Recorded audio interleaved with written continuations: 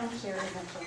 I was listening to the energy thing that they were talking about, the energy consortium. And I work for Agway Energy Services, which is actually a subsidiary of Suburban Propane.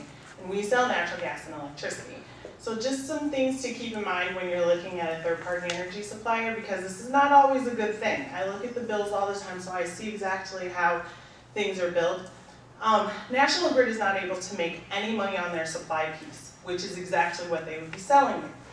They make their money on the delivery portion, okay? So like with us, we have to make money somewhere, so the cost of our supply tends to be a little bit higher than that of National Grid, okay? So you need to keep that in mind. There are a few incentives that you're gonna get, such as like an 8% tax, cut off of the delivery charges. There's a 200ths of a cent back out credit that you'll get. But if they're raising your cost of electricity, like ours right now for residential customers is 10 cents a kilowatt hour, while National Grid's is 8 cents a kilowatt hour.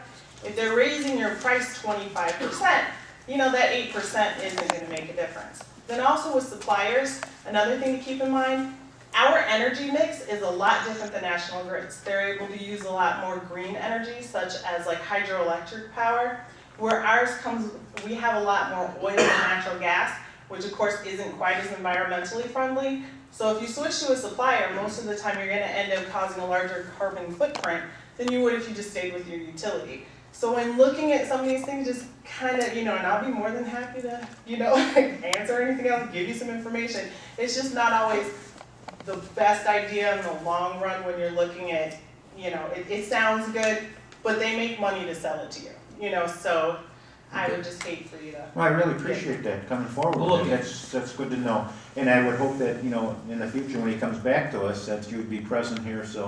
I'll try to be here. Yeah. Okay. Does anyone else like to